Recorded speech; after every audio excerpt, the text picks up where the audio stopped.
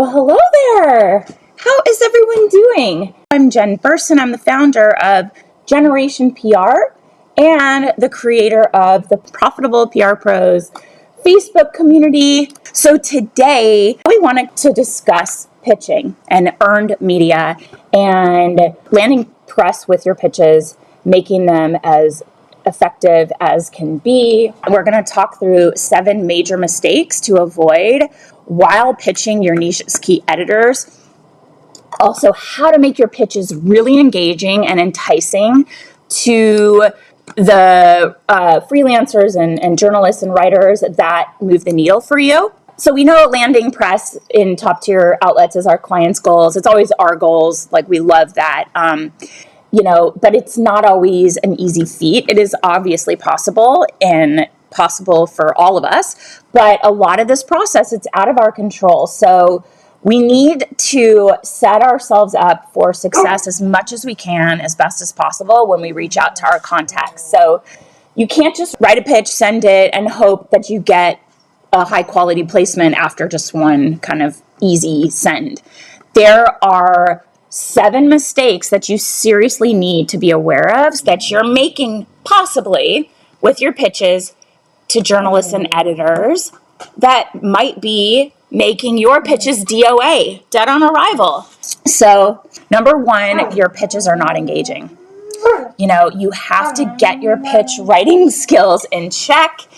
It should be complete, concise, accurate, direct, but also engaging. And you don't want to waste space or bandwidth on fluff or beating around the bush, because you'll lose your audience immediately. They're incredibly busy. Their inboxes are flooded. They need to know, what is this? What is the point of this? What do you need me to do? What am I supposed to consider here? Right out of the gate. And if you fill it with fluff, you're going to lose them. So tell your story concisely and tell it well, and it should stand out amongst a sea of emails in that editor's inbox. So you want an attention-grabbing subject line. Obviously, we know that, but you just need to focus on getting the editor to open your email. That's it. So it's not like you have to summarize the entire message in some punchy way where they're like, blown away. It just is like, entice them to open it. What's in there? What are they going to learn about? What's in it for them? Just something really attention grabbing that gets them to click and open, and that's it. And we know that editors are far more likely to just chuck your pitch in the garbage if the subject line doesn't catch their attention, or your pitch is boring or poorly written or long and lame, okay? Number 2 is sending out spray and pray pitches. This is like, you are a total media outsider. You don't get it. You're haphazard and hasty. Personalization is everything. So sending out the same pitch to dozens of editors is lazy and will not land you press. You need to tailor your pitches to the exact editor, their beat, the publication, who their audience is. You have to acknowledge that you have that awareness, because savvy editors can spot those spray and pray pitches from a mile away, and they will delete your email and block you. And now you just lost the entire opportunity to land a possible feature in a relevant publication for your clients forever, for any other clients in the future.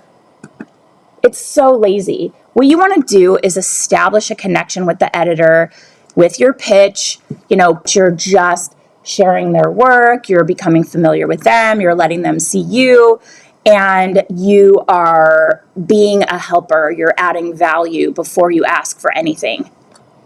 So you want to establish that connection with the editor, with your pitch, and make sure that they know that that email is for them and only them. It's not a generic, hey, here's everything I have, just pick and choose what works for you. No. Make it easy for the editor, for the journalist, the freelancer, the writer, whatever it is. Make it easy for them. Number 3 is following up with additional edits, or not following up at all. So we know you should always follow up with media contacts after you've pitched them.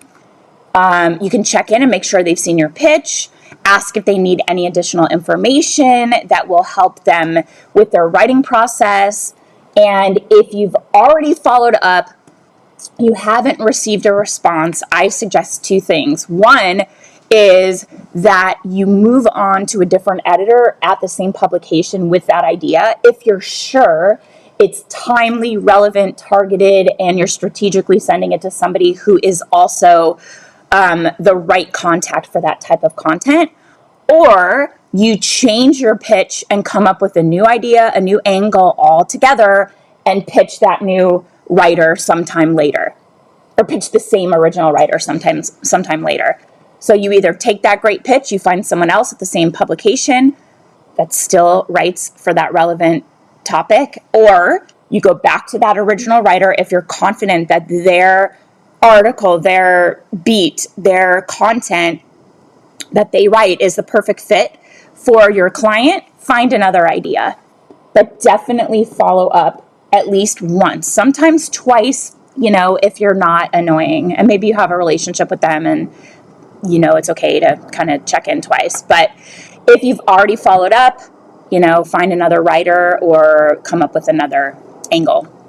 And then once your article is published, do not okay, only reach out to say thank you. That's it. You should never follow up with unnecessary edits that you want the journalist to make. If the client is like, oh, well, we wish that they linked here, they have reasons why they're linking. If the link is broken, that's fine. If it's, incorrect information, because a lot of times now they're not fact checking, sometimes you will not have it corrected. But I would say that it is worth asking if it's inaccurate information. If you want the image change, you have updated photography or different links or SEO keywords or phrases or certain things that they left out altogether, they are not going to change that. It's not your article. It is not your client's article. They wrote it that way for a reason, especially linking. They want to link to the place where they're going to make the most money. End of story. So if your client's like, wow, they didn't link to our website, well, guess what? The commission they're getting somewhere else is more favorable, or it's a top-down directive that they have to link out to one of your retailer's websites versus your website. If you follow up, and here's what I want you to do, is if your clients ask you to do that, unless it's inaccurate information, a broken link or something like that, say no. You say, I'm sorry, I can't do that. And don't act entitled about it. Absolutely no. It's totally a bridge burner. No. Your clients need to realize that your contacts are not solely for their benefit. You have a niche and you work with these contacts consistently for all of your clients. So if you have one client that insists on something that you as the expert know is not an acceptable thing to ask about, and you burn that bridge because this client is being a jerk, and I had a client like this, and I had to say, I am not doing that. I had to say, that is not how it works, and that's not how the game is played. I'm not going to do what a client says, knowing that it's going to burn my really valuable bridges that are part of what makes us so sought after for other clients. There's just no way. So push back. Please feel confident and comfortable to push back. You're the expert. You can always be super nice about it and say, I can try, but I will tell you it's not going to happen. And then don't try. So keep that in mind. You get to push back and know that you can't ask for those changes. They will not do them. Number 4 is including attachments. Just don't do it. Always include additional things embedded in the body of your email, not as attachments, and that will get pushed to a journalist spam filter. Attachments just kind of trigger that spam, and we know that a lot of journalists, they'll read their messages on the go, on their iPhone, or maybe with their own internet bandwidth. Maybe it's not fast, and this attachment that you included is really big, and it's like flooding their net, whatever it is, it's slowing down their network. It is much easier to access something that's right in the body of the email than something that they have to download, and then they're like, where does it go? And it also just could potentially trigger your thing getting bounced to spam. And if you want to attach a document with additional info, you either have to work that information into your pitch or send the document in a Google Drive link or a Dropbox, and you want to ensure that your sharing permissions on those links are correct so that the journalist does not have any issue accessing the file. Because if it's set to only people in your organization or they have to request access, you're done. They're not going to do that. So make sure that you update those sharing permissions. If you don't change it, they're going to struggle and your pitch will get deleted. Number 5 is reaching out to the wrong journalist. Huge mistake. And you may have the most killer, awesome pitch, but it is not going to work if you don't send it out to the right people.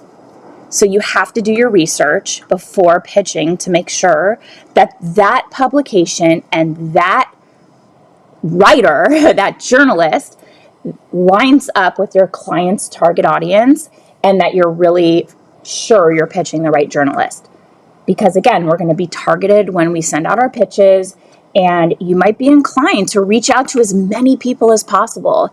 Spray and pray, but that's not an effective way to land press. Make sure that the journalists you're pitching are genuinely covering that topic. They're genuinely interested in your client's niche or that type of product or service, and that they haven't covered that exact angle before.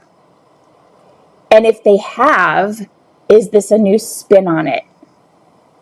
Is this different? It's like they're probably going to write follow-up pieces as information evolves as they move along in their business, in their writing. They'll say, okay, well, that was a couple months ago and there's some new developments, or here's like another spin on it. Your clients always see when you don't get an article that comes out and they could have been in it, and they'll say, can you write to this writer and ask us to be edited? Nope. You cannot do that. Do not ever do that. You will do nothing except piss off that writer. So the other side of that is, don't ask to add your clients, and don't send them an identical idea that includes your clients because they already wrote it. Come up with a new spin on it. And again, don't just spray and pray at that publication. Make sure that they're you're pitching journalists who want to hear about your client's niche or their service or product, and that they haven't covered it in that way before. Okay? Do not ever ask them to change their article to include your client. Number 6 is asking for too many SEO specifics. So if you include SEO keywords and phrases in your pitches so that they show up in their inboxes if they search it, that's a good idea. That's it. But asking journalists to use those keywords or phrases in their article is not okay. They are there to write and not to repeat your client's marketing materials verbatim. So a lot of times the outlets will determine what SEO keywords or phrases that the journalists will need to use in their piece. And if you request certain words, that can mean that your pitch gets tossed. And that goes for SEO links too. Outlets have their own standards for linking, and it's especially relevant right now with affiliate marketing. And you can include your client's website and affiliate links in your pitch, but what gets included in the piece is up to the outlet. And one other thing I will say is the SEO. So you understand you can put some keywords in there if they're searching their inbox for like travel tips or best luggage or something like that. But if you start to include anchor text, which is literally like the words best luggage, and then you highlight it and you include a link, that's really annoying to journalists as well, because a lot of times they just want to copy and paste, and they have to go back in and delete all of those anchor text links that you included, and it's super annoying to them. So try not to do that. And the last one that I have for you is pitching just to pitch.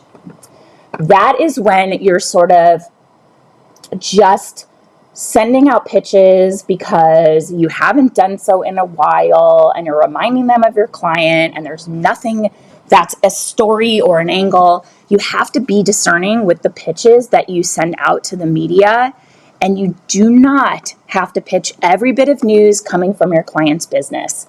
Sometimes it's just not newsworthy. It's not relevant. The fact that they get a new CMO, media's not going to care. Maybe you do a press release. Honestly, it's not that press release worthy either, but announcing packaging updates, rebrand, they don't care. It's not anything that's worthy. So you have to push back on that. Some news just isn't big enough for a pitch and would be better suited maybe to a different time of year. We know timing is everything. We look for timely, relevant, targeted pitch angles. And then you also want to avoid jumping on trends just to get your name into the conversation if it's not a fit. We know newsjacking is a really great strategy, but it's not effective if you're latching onto a trend that just doesn't fit your client. It doesn't work for them. And also if it seems opportunistic. So only pitch for trends that align with your client's products, their services, their brand identity, clarifying the trend and how your client's products are better. I have a client that's an LED face mask company. They are the top of the market in terms of price point, and they're the only company that has FDA clearance to make the claims on the efficacy of their devices on fine lines and wrinkles and acne. So we are spending a lot of time educating the media on those differences because, just because a mask is $400 and you find one that looks similar for $99, they do not perform the same. So that's a trend that we see. And instead of just saying we're an LED face mask too, we're saying, the trend is LED is effective, but here is what you need to know to make the right choice. You see what I'm saying? It's like taking that trend and then making it your own to differentiate your clients from what else is on the market. So that's what I have for you in terms of the 7 mistakes that you're making with your pitches when you're writing to journalists and editors. Thank you guys so much for being here. Have a great rest of your week, and I will see you here next week. Ciao.